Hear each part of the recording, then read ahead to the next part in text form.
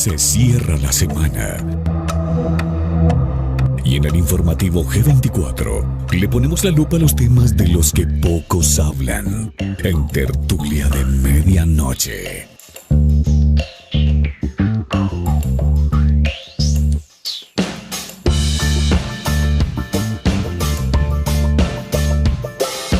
Informativo G24. No competimos con la inmediatez. Nuestra apuesta es el análisis porque queremos que usted sea su propio analista. En segundos, estaremos en vivo y en directo con la opinión pública en interacción con nuestra comunidad de analíticos. En Tertulia de Medianoche. Dirección y concepto periodístico, Sandra Valencia.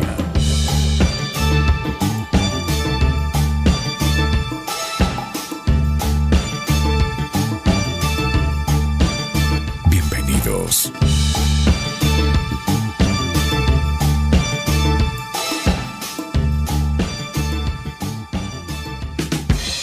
Me hubiera encantado estar en cámara, pero estoy un poco afectada de una faringitis muy agresiva.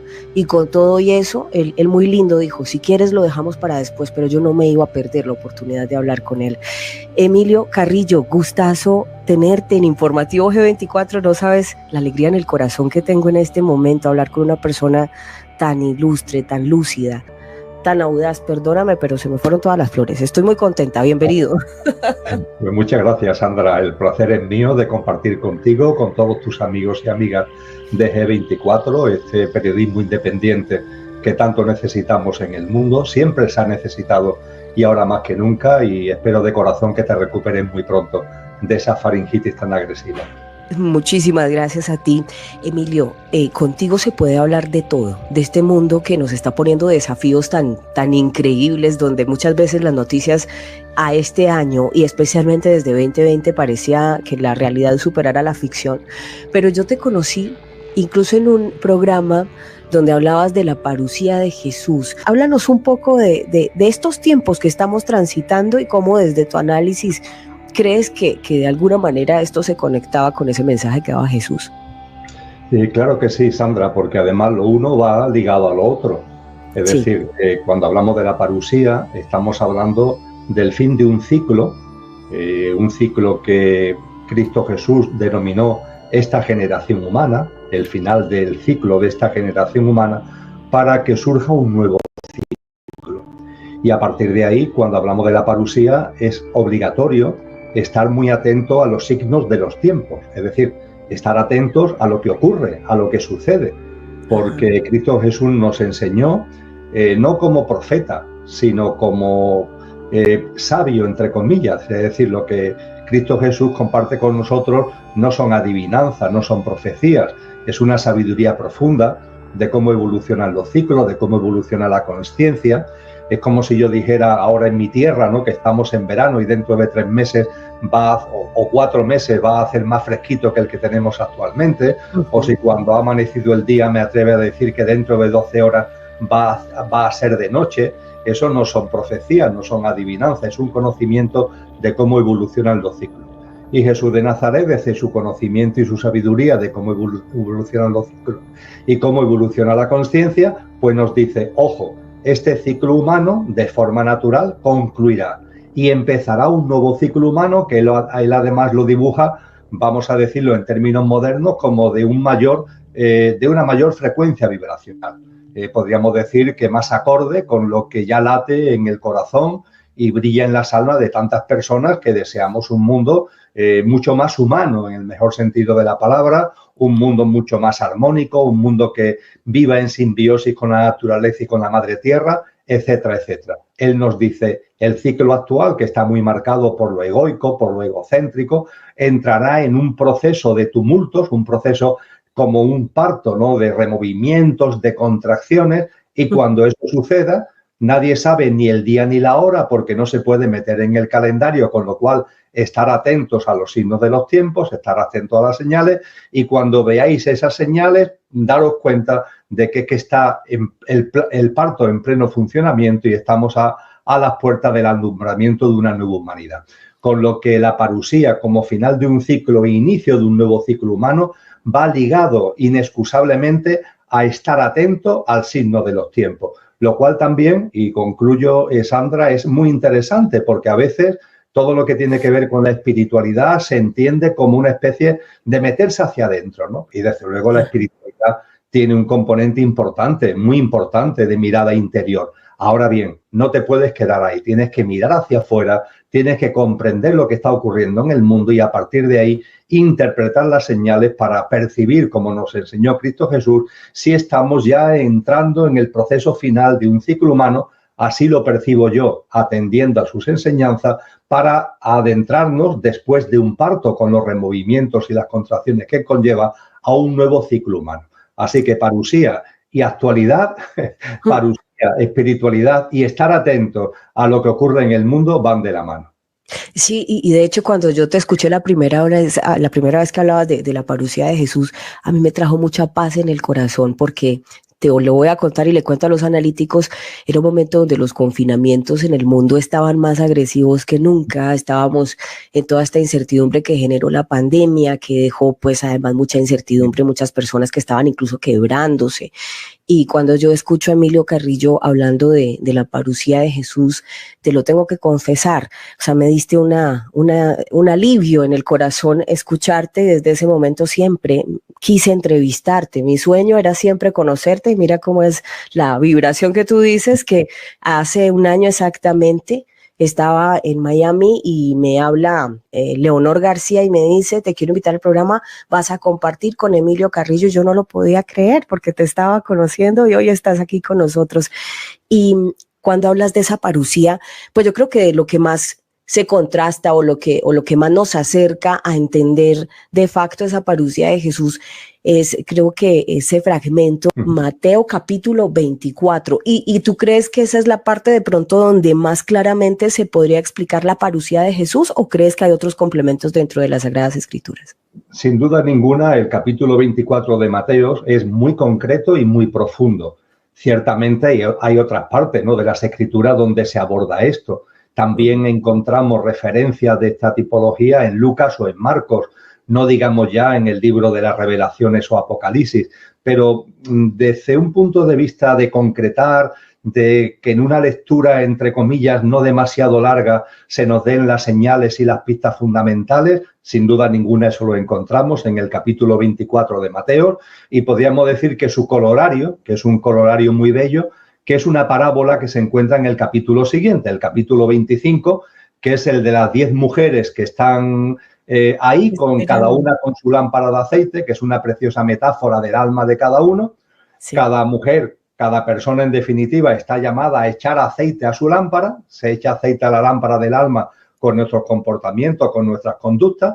Hay 5 mujeres que no le están echando aceite a la lámpara, hay otras 5 que sí, y las que le están echando aceite a la lámpara porque están llevando una vida más consciente y más comprometida con nuestro verdadero ser, alertan a las otras 5, oye, echar aceite a la lámpara porque este ciclo no va a durar siempre. De hecho, se va a abrir un ciclo nuevo, va a llegar el novio, ¿no?, que es la figura metafórica que se usa, se va a abrir la puerta del banquete nupcial y solamente podremos entrar después de ese, cuando se abran las puertas, que es la parusía, solamente podremos participar en ese nuevo ciclo, en ese nuevo estadio de la humanidad, aquellos que tengamos un mínimo, no hace falta tener la lámpara llena, pero sí un mínimo nivel requerido de aceite. Y bien, hay 5 que están como distraídas, entretenidas, y hay 5 personas, 5 mujeres que están llevando a cabo esa práctica de vida y finalmente llega el final del ciclo y con la parusía y el corte, de ahí también que los evangelios le den el nombre de cortamiento, porque unos sí y otros no,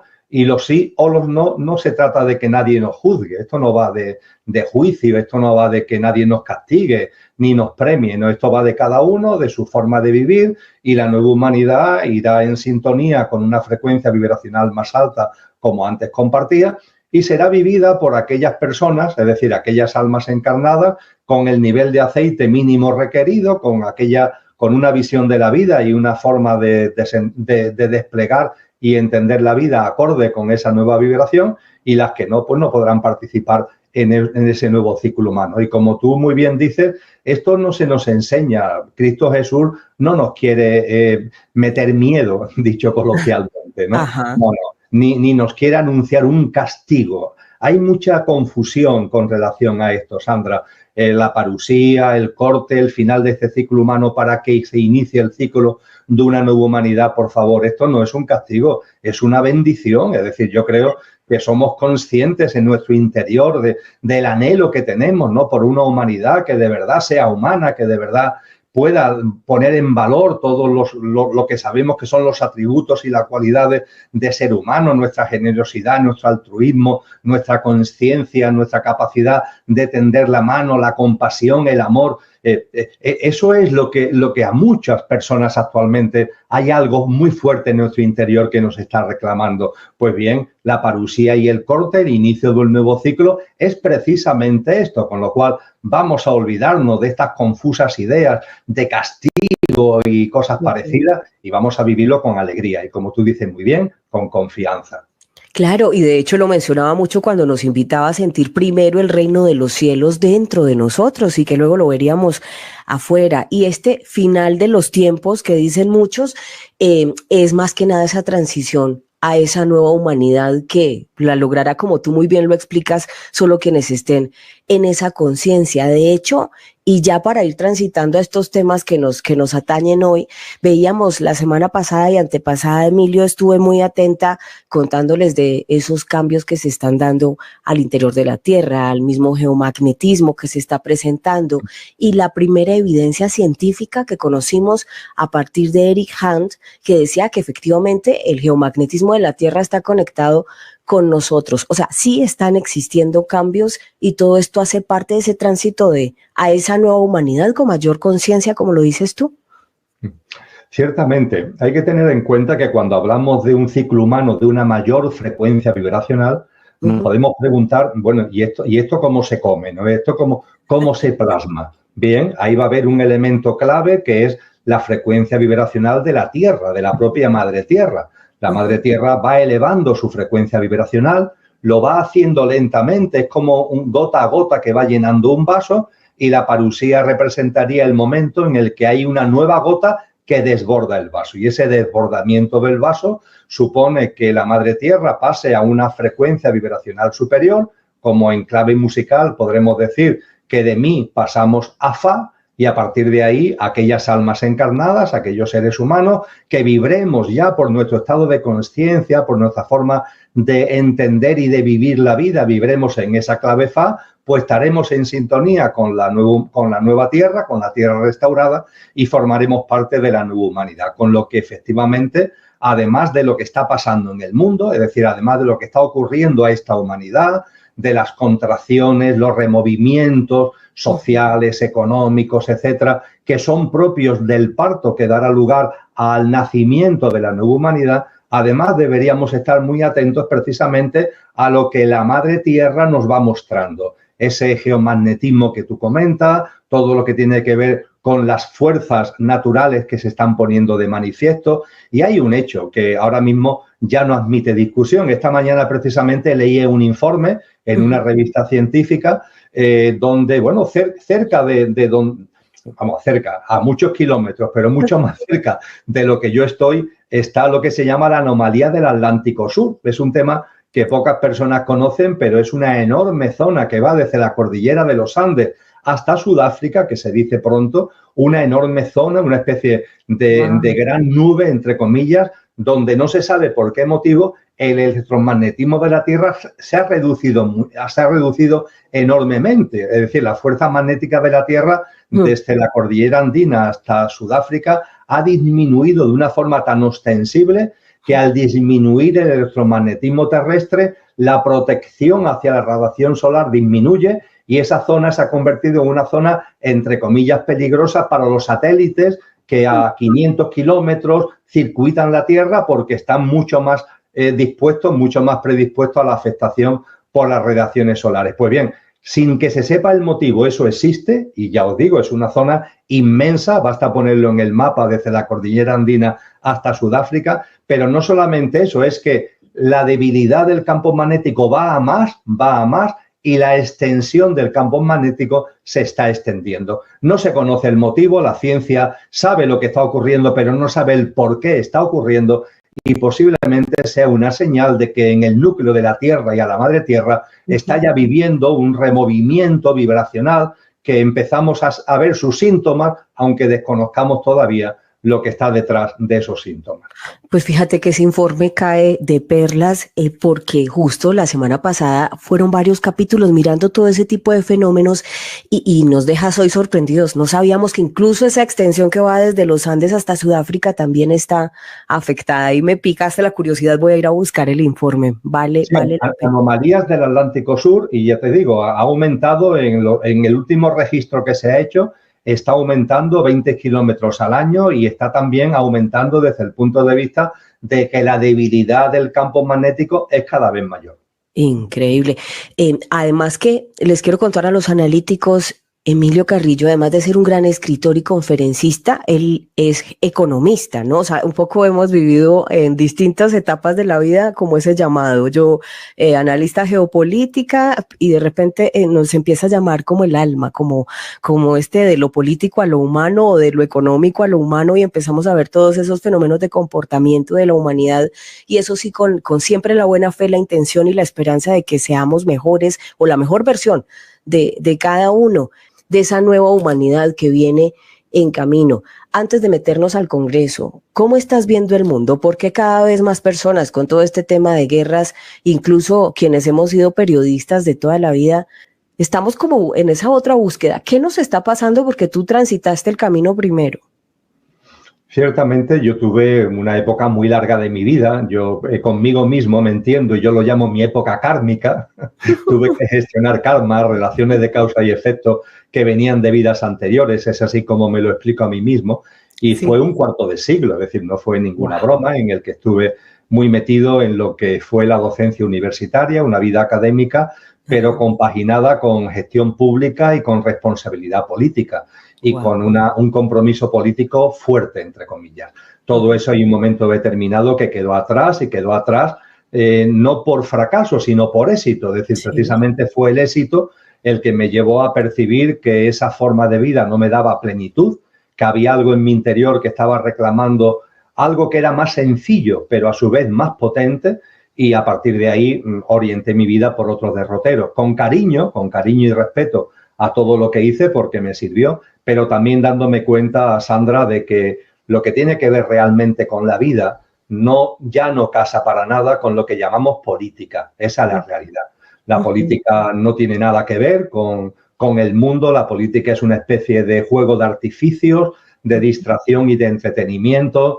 Los grandes poderes en el mundo no tienen que ver con procesos electorales ni nada que se le parezcan. Son los grandes poderes que a través de grandes corporaciones, grandes fondos de inversión, no tienen nacionalidad ninguna, aunque puedan estar su sede social en un país o en otro, y desde ese dominio del contexto económico dominan el entramado político institucional y son, en definitiva, los que van tomando las decisiones y los que van orientando a donde ellos quieren llevar este mundo, que en definitiva no va a suponer nada en comparación con lo que antes decíamos. Es decir, que hagan lo que hagan, este ciclo terminará cuando corresponda, hagan lo que hagan, y mientras que eso llega, pues ellos están en una dinámica cada vez más egoica, cada vez más egocéntrica, y yo diría que están en un intento como desesperado de que el menor número de almas encarnadas participemos de la nueva humanidad. Y ahí andan, Sandra. Y con este telón de fondo, pues es muy interesante lo que estamos viviendo, porque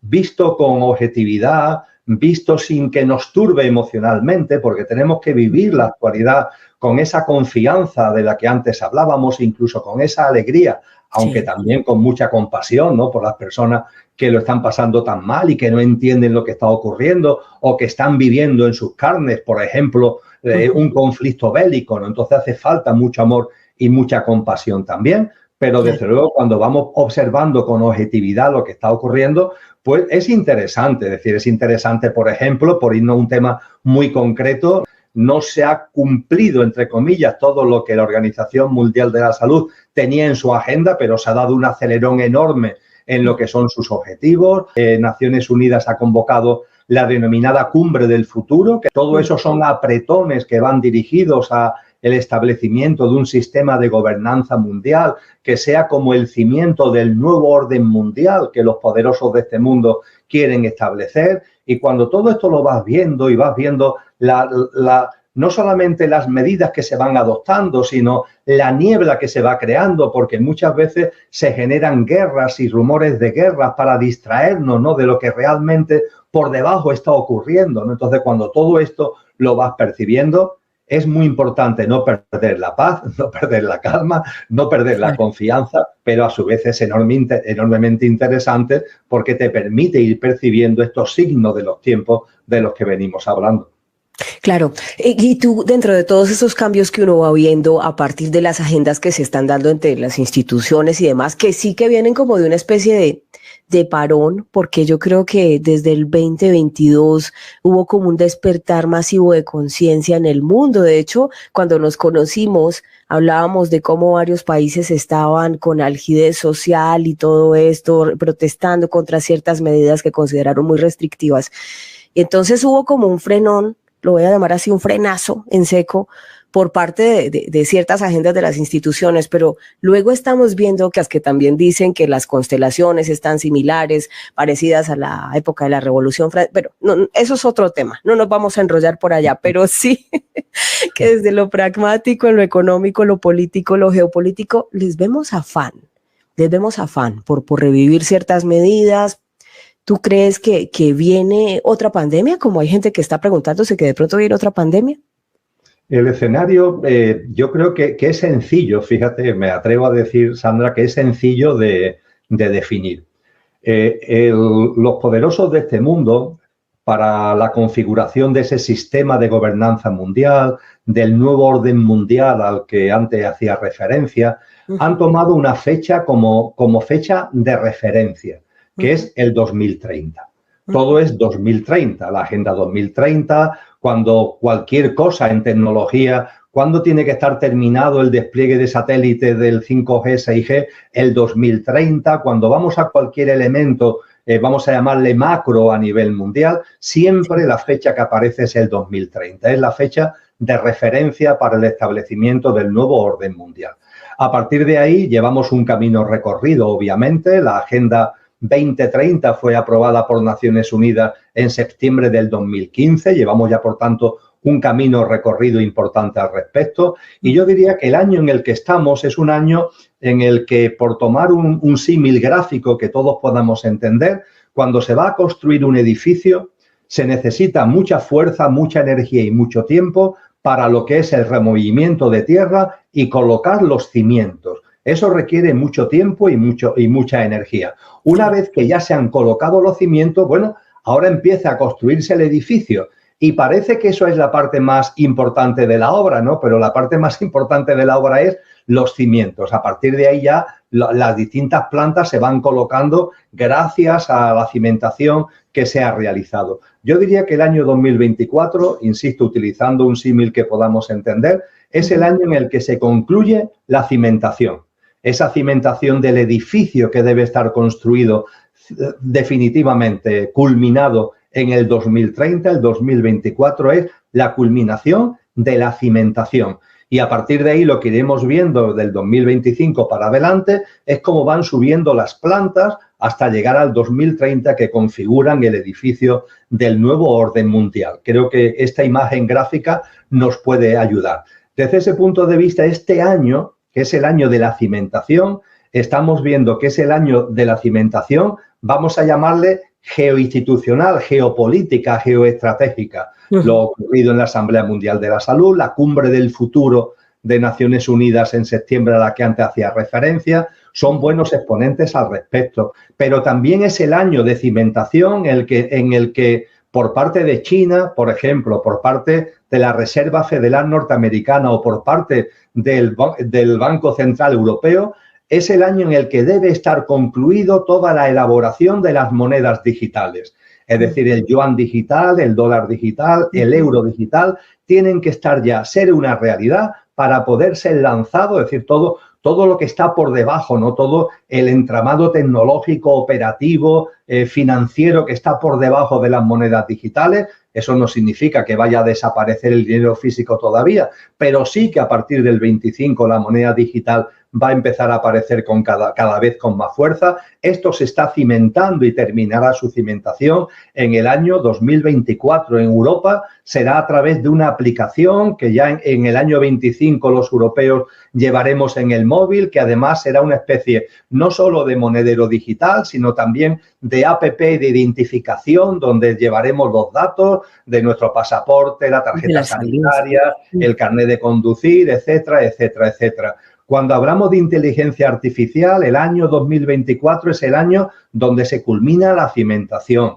Me atrevo a decir que no somos conscientes, Sandra, de lo que vamos a ver en nuestra vida doméstica, en nuestros electrodomésticos, en la televisión, las transformaciones tan espectaculares que vamos a ver de la mano de la inteligencia artificial en nuestros móviles, en nuestros ordenadores, a partir del año 25, porque este año 2024 se está concluyendo la cimentación de todo lo que supone esa tecnología artificial y virtual. Y podría seguir con otros muchos ejemplos. Este año 2024 es la culminación de una tarea para ellos fundamental, que es los pilares y la cimentación del edificio, y a partir de ahí lo que iremos viendo en los próximos años es las plantas que se van a ir cada vez siendo más visibles, pero que si no fuera por la cimentación sería imposible. En ese escenario puede darse lo que Naciones Unidas, es decir, no estamos hablando de conspiranoia, Naciones Unidas en marzo del 2023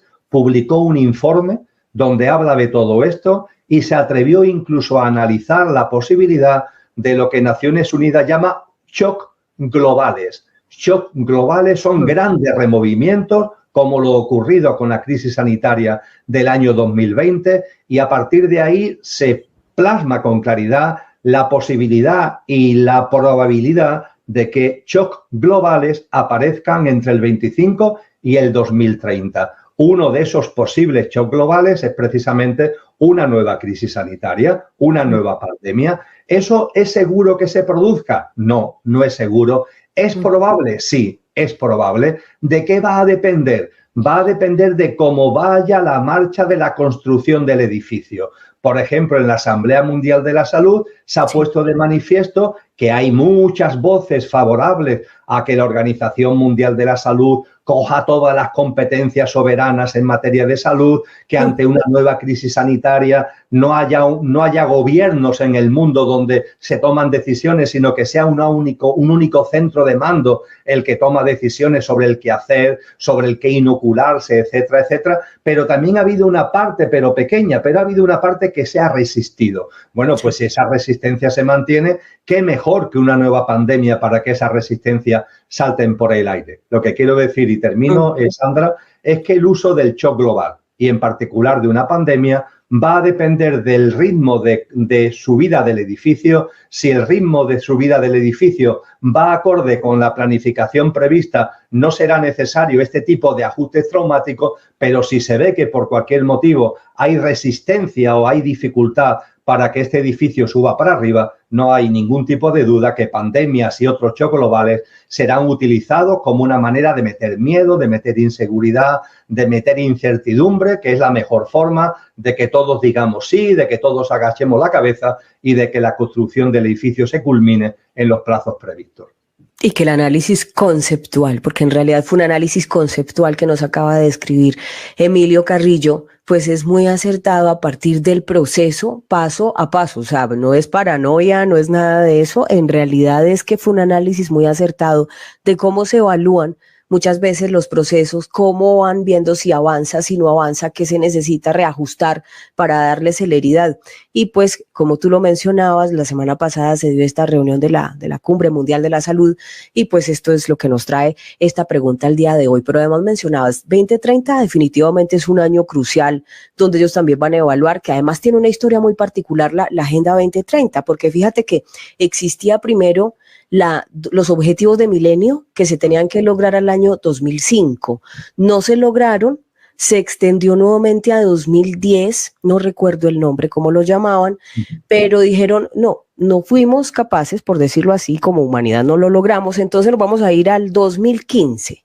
Y en el 2015 se dan cuenta que efectivamente no podían seguir expandiendo una agenda 5 años o cada 5 años porque volvía a quedar lo mismo, los objetivos de milenio cada 5 años. Y ahí fue cuando nace la 2030, que entre otras cosas, Emilio, a nivel de Europa, donde se pretendía para 2030 tener todas las energías limpias instaladas, ya ha habido varios, lo voy a decir así, se ha tenido que recular, como se dice en diplomacia, se han tenido que tirar para atrás porque no hay suficiente capacidad de soporte o demanda por parte de energías limpias para todo un continente, especialmente con estos casos de guerra y demás. Pero vuelvo, 2030, un año crucial donde se va a evaluar cómo van todas esas metas dentro de la agenda, y decías 2024, año crucial de los cimientos. China reveló un informe donde decía que para 2025 querían tener ya toda la IA dispuesta precisamente dentro de esa meta del control, por lo menos ellos dicen dentro de nuestro país, pero sabemos que esto es una puja de potencias. ¿Cómo ves esa puja de potencias frente a la inteligencia artificial?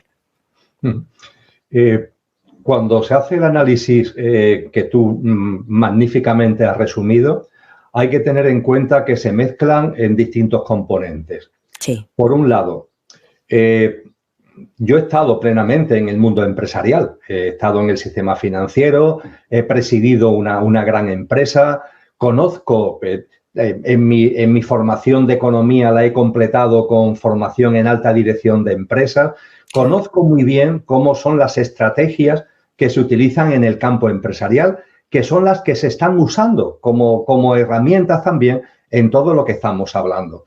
Entonces, en la estrategia empresarial hay un elemento muy importante que son los apretones, los acelerones. Es decir, el poner por delante algo que tú sabes que es imposible alcanzar, pero que al ponerlo ahí como objetivo provocas un acelerón donde avanzas mucho más de lo que de otra forma hubiera sido posible. Es decir, sabes tú que no vas a llegar al 100, pero si te pones como objetivo 100 para tal año, no vas a llegar al 100, pero vas a llegar a un 70 o a un 80, que si no hubieras puesto el 100 como objetivo, te hubieras quedado en un 30 o te hubieras quedado en un 40. Esto es lo que estamos viviendo. La OMS, por ejemplo, la Organización Mundial de la Salud, hizo un programa de máximos, un programa que decía que todas las competencias de salud tenían que estar en su mano, que había que hacer un tratado de pandemia donde ya a partir de ahora incluso el cambio climático se incorporara dentro del tema de la salud, y hace un programa de máximos. Ese programa de máximo, con la clausura ya celebrada de la Asamblea el pasado sábado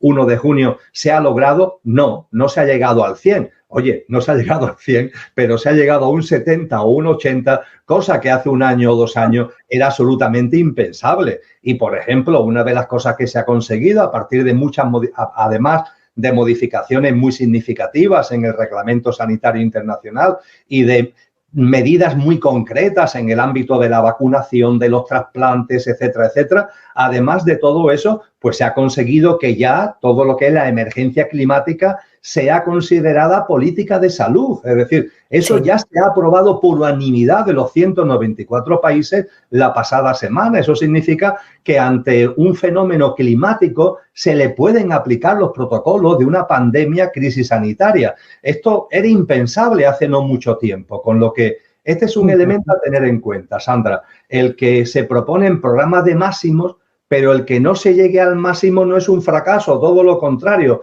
es un éxito, porque ha habido que poner el listón muy alto para llegar a un nivel 8 que de otra forma ni por casualidad se hubiera alcanzado. Esto es muy importante tenerlo en cuenta. También es muy importante tener en cuenta como otro de los elementos que están por debajo de la punta del iceberg. Nosotros vemos la punta del iceberg, pero por debajo están todos los movimientos que se están produciendo en la geoestrategia política internacional. Hay que tener en cuenta que dentro de la denominada élite hay divisiones. Sí. Hay divisiones, por una parte, porque hay una élite concreta que está ligada a las grandes corporaciones empresariales y financieras. Hay otra élite que está más ligada al entramado político institucional. Y aunque desde luego el peso lo lleva la corporación, es decir, lo lleva el poder económico de las grandes corporaciones económicas y financieras y empresariales, pero claro, el poder político, el poder de los estados, el poder de los gobiernos, todavía tiene mucho peso. Y ahí hay un conflicto de intereses que se ha puesto de manifiesto quizás en estos momentos. Es decir, en la Asamblea de la Organización Mundial de la Salud, yo creo que ha sido muy evidente como el entramado político institucional de China le ha puesto como barrerillas, no se ha llegado al nivel 100, porque China le ha puesto como barreras al poder de las grandes corporaciones farmacéuticas. Es decir, el poder político del Partido Comunista Chino le ha dicho, bueno, a mí me tenéis que dejar mi margen de maniobra y no voy a consentir ahora que las grandes corporaciones cojáis todos el poder del mundo. Entonces, este tipo de conflictos entre el poder de las corporaciones financieras y empresariales y el poder que todavía está en manos de gobiernos y de Estado es un tema a tener muy en cuenta. Y es un tema a tener muy en cuenta después de que dentro del poder, tanto de las corporaciones como del poder del entramado político institucional, también tienen sus divisiones. Es decir, por ejemplo, en lo que la punta del iceberg nos muestra más, Sandra, hay una división dentro del mundo político entre los que podríamos llamar los fríos y los calientes. En lenguaje de Rudolf Steiner, que es de 1919 cuando lo escribió, él le dice los luciferinos y los arimánicos. En el lenguaje de hace 2000 años que utiliza el cristianismo, se nos llama de la división de Satanás.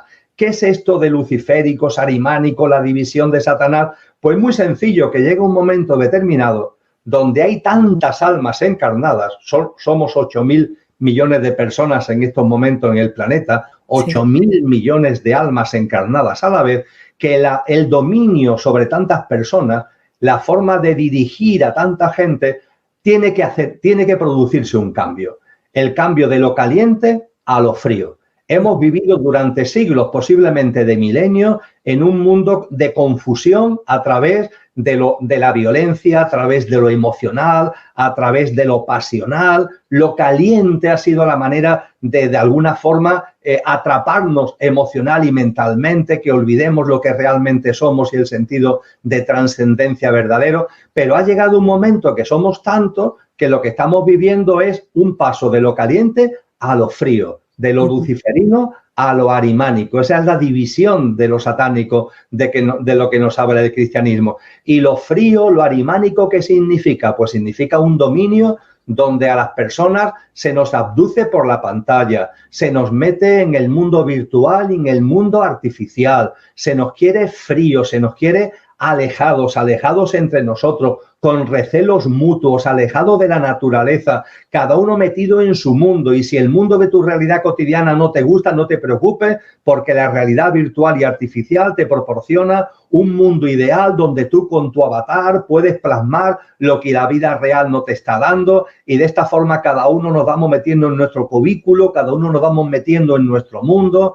Las relaciones personales van de capa caída, incluso desde el punto de vista de las relaciones sexuales. Ahora que teóricamente vivimos, teóricamente no, realmente no, vivimos ya sin los tabús sexuales que se vivió la humanidad durante tanto tiempo. Sin embargo, hay un menor número de relaciones sexuales que es histórico. Todos los estudios lo están poniendo de manifiesto, porque nos vamos como aislando, ¿no? Ese gran filósofo que es Byung-Chul Han nos habla del final del amor, es decir, como nos estamos reduciendo cada uno, somos como narcisistas egoicos que nos vamos encerrando en nuestro propio mundo. Eso es lo frío y eso es lo arimánico, Sandra. Y hay una parte de la élite que está ya cogiendo el testigo de lo frío. Pero claro, hay otra parte de la élite a nivel internacional que todavía mantiene o quiere mantener, porque es la forma de mantener sus privilegios, todo se ha dicho, quiere mantenerlo caliente. Y eso también lo estamos viendo. Y termino. A nivel global, sin ningún tipo de duda,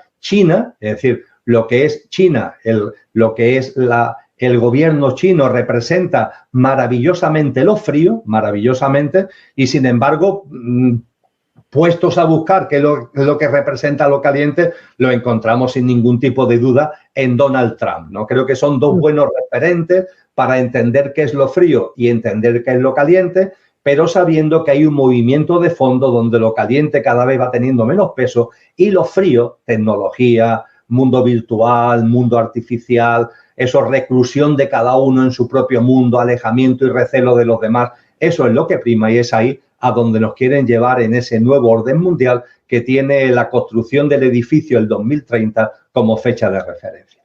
De cómo se presentan ciertas divisiones dentro de la élite, bien sean las corporaciones, las empresas tecnológicas, que también tienen un poder enorme a hoy en día, y por supuesto el poder político, que sigue ahí de facto teniendo una influencia muy, muy fuerte. Nos estabas explicando esos dos modelos entre frío caliente, terminando con dos muy buenos ejemplos. El señor Trump como la parte caliente, sí, que mueve pasiones, que todavía pues de alguna manera hace que la gente se sienta viva, lo voy a mencionar así, y un poco también la influencia de China desde ese poder tecnológico que nos está aislando. Pero es que dijiste algo que me encantó, y es como en este momento, con un mundo más interconectado, la gente se siente más sola, pero al mismo tiempo sin tantos tabúes, por ejemplo, de tipo sexual, la gente también está prefiriendo aislarse, y estamos entendiendo incluso tendencias como los asexuales. ¿Qué nos espera? Una humanidad también donde vamos a tener el desafío de personas menos emocionales, más frías y más egoístas. Ciertamente, vamos a denominarlo así porque es como lo han llamado ellos hace mucho tiempo, el nuevo orden mundial. Ujú. En ese nuevo orden mundial se nos quiere efectivamente fríos, es decir, personas desde un punto de vista emocional y mental, frías, que nos vayamos aislando del mundo, que nos vayamos aislando de los demás y, lo que es más importante, nos vayamos aislando de nosotros mismos desde la perspectiva más importante, el nosotros mismos entendido como la parte imperecedera, el componente imperecedero que todos tenemos. Se nos Ujú. quiere aislados e incluso de nuestro verdadero ser, es Ujú. decir, aferrados a nuestro personaje. Es como si yo creyera que soy solamente Emilio, punto, y que cuando Emilio termine, todo termina, y a partir de ahí ir entrando en un egoísmo y en egotismo exacerbado, donde lo importante es que Emilio dure el mayor tiempo posible y donde todo lo que me rodea es una amenaza para que Emilio dure el mayor tiempo posible, incluso los demás, porque los demás pueden esconder una bomba, porque los demás pueden tener un virus que me pueden contagiar, porque los demás son potencialmente peligrosos, y a partir de ahí yo me tengo que recluir en mi reducto, un reducto además donde yo puedo, entre comillas, teóricamente ser feliz, porque la técnica, la tecnología me ofrece unas prestaciones que me permiten tener sucedáneos, no es la realidad, pero sucedáneos de la realidad que a mí me gustaría vivir, y de esa forma encerrarme en un callejón sin salida, donde la tecnología es lo que prima y el vivir más años a costa de lo que sea, porque no creo que haya nada más, una vez que termine, no creo que haya vida después de la muerte, y a partir de ahí la teórica salud, que va unida a un desempoderamiento, porque es poner todo en las manos del sistema sanitario y de la industria farmacéutica, pero sin embargo me preocupa mucho la salud, aunque me desempodere de la propia salud, y las tecnologías se convierten en los grandes referentes. Podríamos decir, Sandra, buscando otra metáfora, que cuando se olvida lo trascendente, cuando lo Ajá. trascendente se expulsa, eso es lo que quiere este sistema, eso es lo que pretende el denominado transhumanismo, Ay, una ay, ay. prevalencia enorme del artificial para que olvidemos lo que somos, nos convertimos en infrahumanos, matamos a Dios, no entendido como un señor de barba blanca, sino entendido como la visión trascendente de la vida, con todo Ujú. lo que implica, y como matamos a Dios, construimos unos becerros de oro. Y los becerros de oro son la tecnología y la salud. La salud en desempoderamiento, pero una enorme preocupación por la salud y por intentar vivir más años a costa de lo que sea, y unas tecnologías que me permiten recluirme en un mundo que, si lo pensamos, es ridículo, pero en donde mi narcisismo se encuentra a salvo y donde puedo medianamente sentirme bien para pasar los días que tengo por delante. Y esa es la oferta que todos los días se consolida sin darnos cuenta. O sea, se está consolidando cada vez más esa oferta. Me refiero a lo siguiente, un sistema donde nos vamos aislando, donde empezamos a percibir incluso amenazas en el otro. Esto lo estoy hablando metafóricamente, o sea, como el tema de alguna manera esa paranoia de es que la salud y el virus que viene del otro y el otro me puede dañar y la tecnología me mantiene a salvo. Y entonces ahí nos llevas a un campo muy interesante que tiene que ver con el transhumanismo. Y es cuando empezamos a jugar, lo decía Harari, algo así como de animales a dioses, donde empezamos incluso entre naciones a competir en sus ejércitos, cuáles tienen los soldados mejor adaptados, con incluso dispositivos tecnológicos, pero al ritmo de nosotros los ciudadanos de a pie comunes y corrientes es un poco cuando ya vemos los biohackers o aquellos garajes donde la gente ya se está implementando o implantando dispositivos que para ver lentes es decir, lentes que le permiten una visibilidad a no sé cuántos kilómetros. Hablemos un poco de ese panorama que todos los días nos está abordando como una oferta, pero que se está consolidando cada vez más. Es que ese panorama, Sandra, tiene ya nombres y apellidos. Es decir, estamos hablando de algo que no es una teoría, sino que es una realidad. Ajá. Y es algo que, como tú muy bien dices, se está plasmando cotidianamente y está avanzando a un ritmo bastante acelerado. El transhumanismo nos vende la tecnología, lo virtual, lo artificial, como un éxito evolutivo. Es todo lo contrario. Convierte al ser humano en infrahumano, como antes decía, porque nos hace olvidar el componente más importante de lo que somos, que es aquello de ti y de mí que no va a morir cuando acontezca lo que denominamos muerte. Pero eso se borra para que estemos solamente atentos a nuestro personajillo, en mi caso, al Emilio Beturno. A partir de ahí se nos pone a nuestra disposición, eso sí, tienes que tener capacidad adquisitiva, punto 1.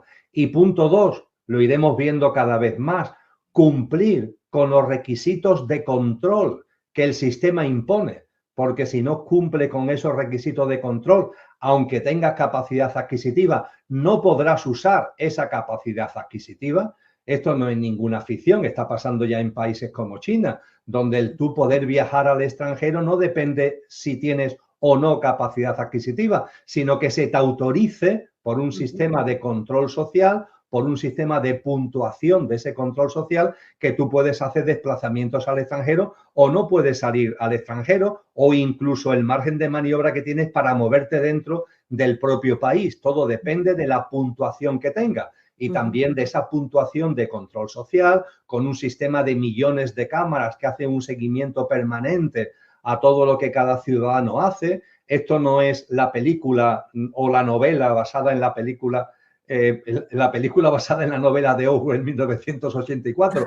Esto es una realidad en la China actual. Entonces, a partir de ahí, tú no es que puedas hacer o no cosas dependiendo de tu capacidad adquisitiva, es que incluso con capacidad adquisitiva, como no cumplas los requisitos de lo que son normas, medidas y el ser un ciudadano adecuado, pues no puedes utilizarlas, se te quedan los fondos como parados, entre comillas, sin poderlos usar. Pues bien, lo que se nos oferta es una serie de cosas a las que podrán acceder aquellas personas, punto 1, que tengan capacidad adquisitiva, punto 2, que cumplan los requisitos de control que impone el sistema, y a partir de ahí ir segmentando a la especie humana en distintas subespecies.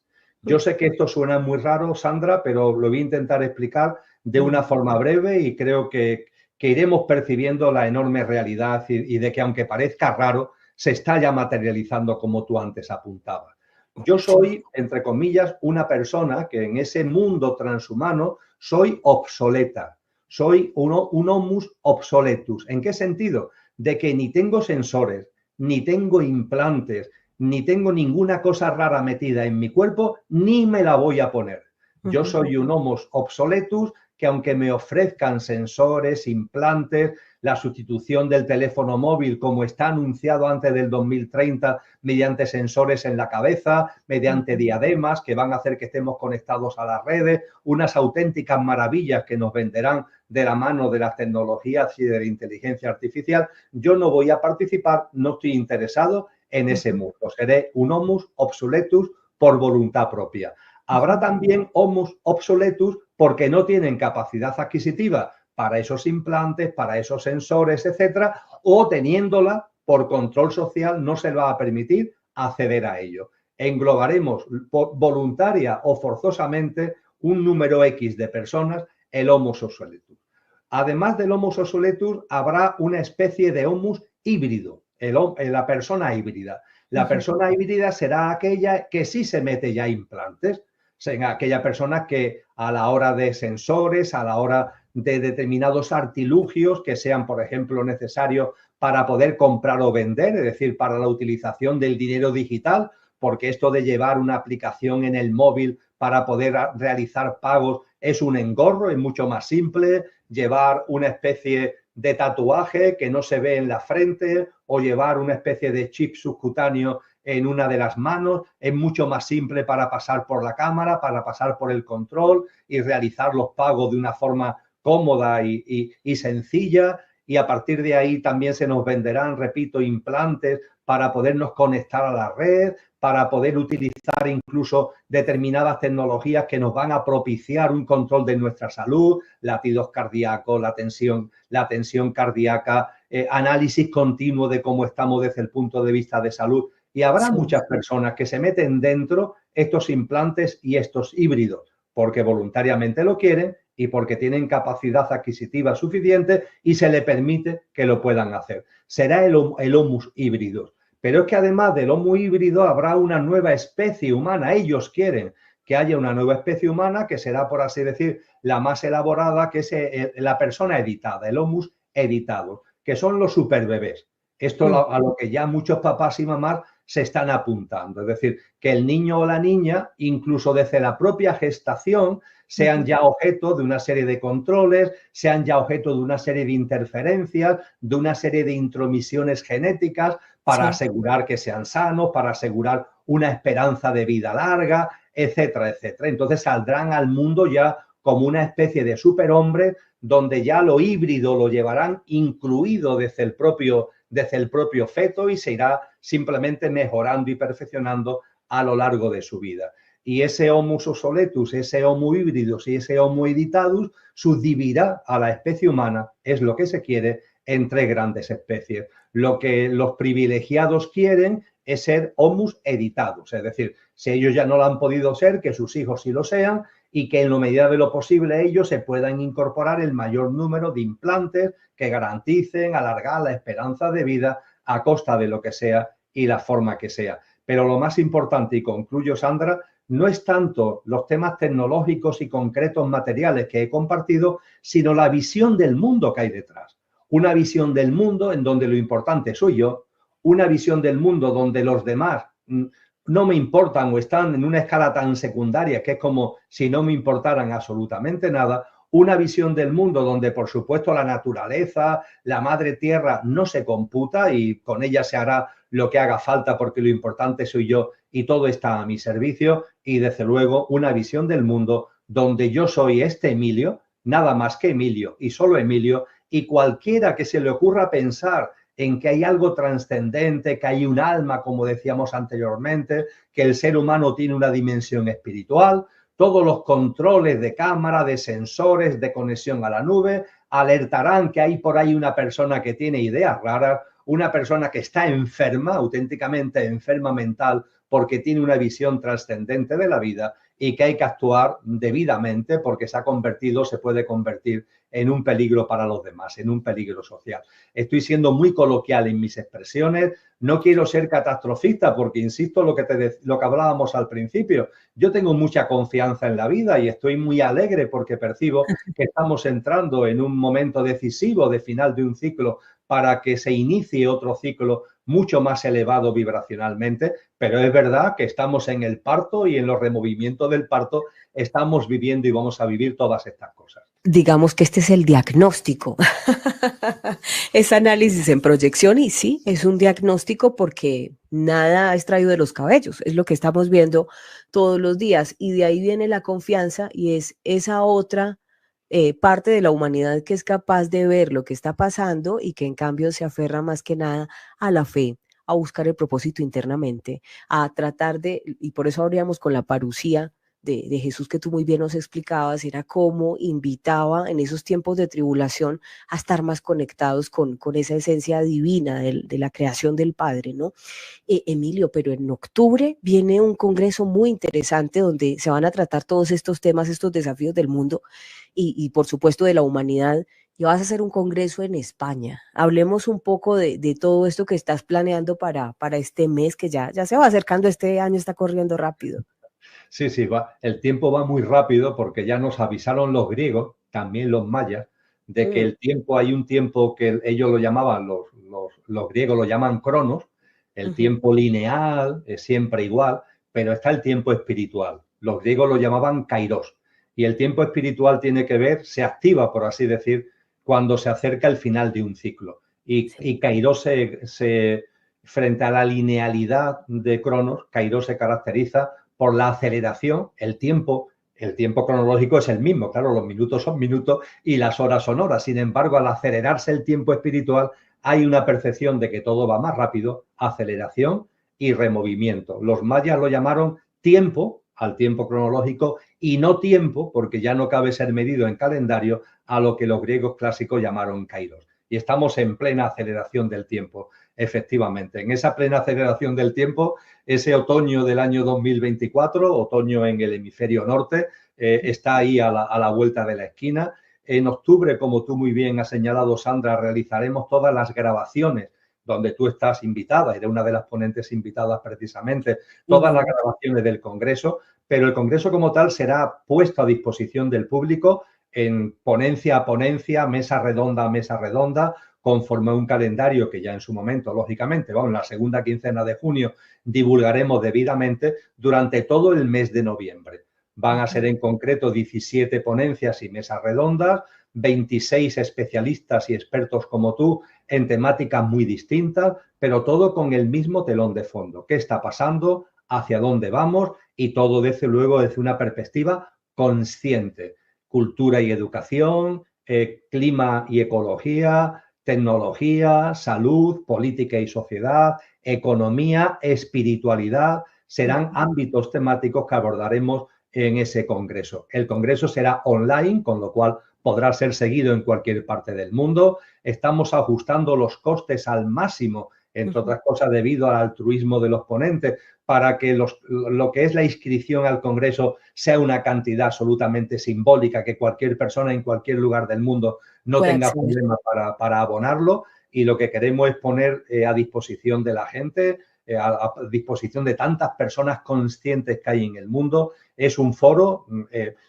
profundo, es un foro especializado temáticamente, pero donde hablemos fundamentalmente de conciencia y de, ante tanta distopía, cómo responder desde la conciencia. Y yo diría que de una forma todavía más gráfica. Si ellos tienen su agenda, la Agenda 2030 de la que antes hablábamos, Sandra, ¿por qué no tenemos nosotros la nuestra? A mí me gusta llamarlo la Agenda 2033. ¿Por qué la 2033? Porque va después de la de ellas. Es decir, incluimos, ya sabemos lo que ellos quieren, pero nosotros sabemos también muy bien lo que queremos, computamos lo que ellos quieren, pero para trascenderlo, no para caer en el victimismo, no para caer en el desempoderamiento, sino para trascenderlo y poner en marcha una práctica de vida individual y colectiva que sea la simiente, que sea la semilla de esa nueva humanidad. Y bueno, todo esto estará organizado por un proyecto de investigación que es también de carácter altruista, que es el proyecto de investigación Conciencia y Sociedad Distópica, que se creó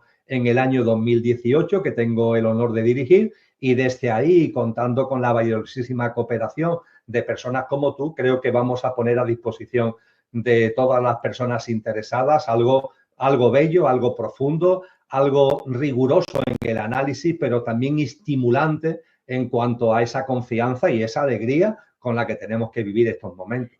Y será un honor y muchas gracias por permitirnos hacer parte de ese proyecto de investigación tan interesante que además, cuando mencionas la Agenda 2033, porque es que parte de la conciencia, y la conciencia es justamente no entrar ni siquiera en polémicas estériles, sino tener la capacidad de observación de ver, mire, vamos para allá, esto podría ser bueno, podría ser malo, y luego la contrapropuesta es, ¿y por qué no mejor apostamos a una nueva humanidad más consolidada desde, como tú lo dices, desde la conciencia, desde llevarse bien con el entorno, con el medio ambiente, con las demás personas, especialmente cuando ahora está más amenazada que nunca esa interacción con los humanos, con las emociones, con la empatía, y lo que tenemos que buscar es tener una sociedad en mayor armonía, ser mejores seres humanos, porque este mundo necesita ahora más que nunca buenos seres humanos, y creo que hay parte, y lo que más me gusta es ese rigor de investigación con la que lo estás planteando, porque es una propuesta muy, muy seria. Enhorabuena, Emilio Carrillo, de verdad un honor, y muchas felicitaciones por esta iniciativa que tienes tú. Bueno, en este canal acostumbramos dejar a nuestros invitados 30 segundos para que den un mensaje final. Sé que tu tiempo hoy, que te lo agradezco enormemente, en Colombia es festivo, yo no sé, ¿en España es un día normal? Sí, es un día laborable normal, sí. Ah, Sí. bueno, pero bueno, igual para mí, de verdad, muchísimas gracias por haberme regalado este tiempo, porque sé que tu agenda anda muy, muy copada por estos días. Te voy a dejar 30 segundos, o si quieres el minuto entero, te lo tomas, todo el tiempo para ti, Emilio Carrillo. Un honor tenerte acá para que les hables a nuestros analíticos, por favor, ahora que estamos a punto de despedir el programa y muy agradecidos contigo. Ahí te quedas solo en pantalla para que les des tu mensaje. El agradecimiento es mío, querida Sandra, y esos segundos que me ofrece, que te agradezco, remarcaría fundamentalmente dos cuestiones. Por un lado, la conciencia no significa encerrarnos en nosotros mismos. La conciencia tiene como tres grandes patas, que es la mirada interior, la mirada exterior y el equilibrio entre lo interior y lo exterior. Y esto, en los momentos que estamos viviendo, es enormemente importante. Esto por un lado. Y por otro lado, los momentos que estamos viviendo son distópicos, removimientos, conflictos, tensiones que van a más. Un huracán de magnitud aceleradamente creciente. Pero ojo, forman parte de un proceso que a modo de parto va a dar lugar a algo muy hermoso, algo enormemente bello y algo que casa con lo que ya muchos seres humanos sentimos en nuestro corazón y brilla en nuestras almas. Y a partir de ahí, estos momentos debemos vivirlos con mucha confianza y con mucha alegría. La alegría de almas encarnadas, que hemos vivido muchas vidas, como decía Brian Weiss, muchas vidas, muchos maestros, y que ahora ya estamos en la antesala de que se plasme eso que llevamos tantas vidas esperando, que es una humanidad que realmente merezca esa denominación, una humanidad de buenas personas que vivan en sintonía y generosamente entre sí y en simbiosis y en colaboración con la naturaleza. Así que son momentos de alegría, una auténtica bendición que debemos vivir con confianza y con alegría. Muchísimas gracias. Emilio, a ti muchísimas gracias, y gracias por recordarnos ese maravilloso libro, Muchas vidas, muchos maestros, recomendadísimo, porque es un libro de los que te abre la esperanza, yo creo, especialmente para quienes dicen, no, después de esta vida ya no hay nada más allá, y entonces qué triste la vida que me tocó. No, es un libro que te llama al empoderamiento desde la conciencia y sobre todo a mucha esperanza. Emilio Carrillo, hoy con nosotros en Informativo G24, te mando un abrazo muy, muy fuerte, y de verdad gracias de nuevo por estar aquí con nosotros. Muchas gracias, un gran abrazo, Sandra. Gracias. Gracias a ti. Ahí está, señores, a ustedes gracias por habernos acompañado hoy en Informativo G24, de lo político a lo humano. Somos Informativo G24, donde no competimos con inmediatez. Nuestra apuesta es el análisis, porque queremos que usted sea su propio analista, que nada me les falte y que la evolución nos acompañe en este momento del mundo. Chao, chao. Se cierra la semana. Y en el Informativo G24 le ponemos la lupa a los temas de los que pocos hablan, en Tertulia de Medianoche.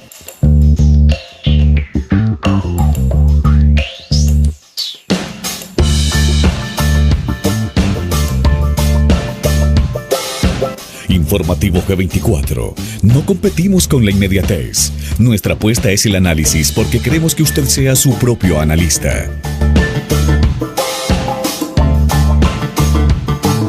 En segundos estaremos en vivo y en directo con la opinión pública en interacción con nuestra comunidad de analíticos en Tertulia de Medianoche. Dirección y concepto periodístico, Sandra Valencia.